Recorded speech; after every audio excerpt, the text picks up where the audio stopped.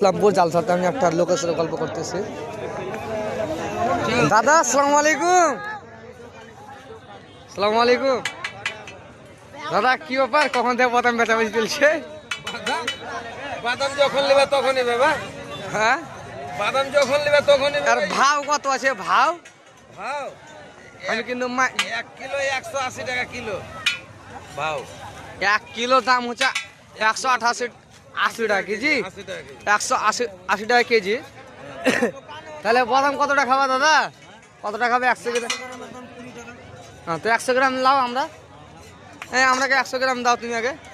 100 একবারে 3টা লবণ ফ্রি। এই দেখো দাদা, 3টা লাও, আবার 3টা নুন মানে ফ্রি দিচ্ছে, বুঝলে?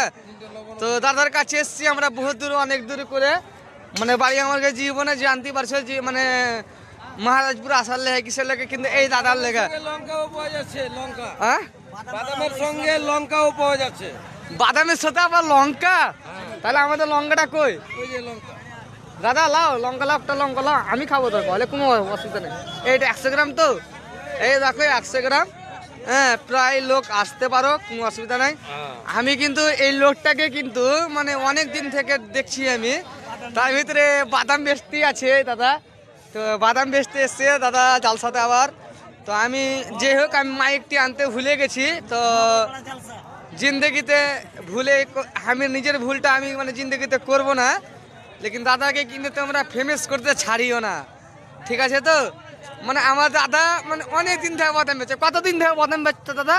প্রায় এই 1 থেকে 5 বছর হলো বাদাম বিক্রি করা। মানে 4 থেকে 5 বছর নাকি?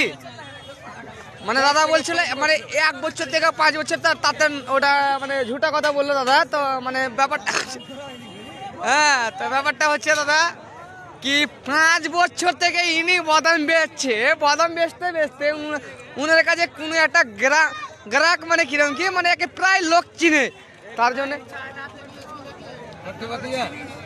ঠিক আছে দাদা, thank you, all the best.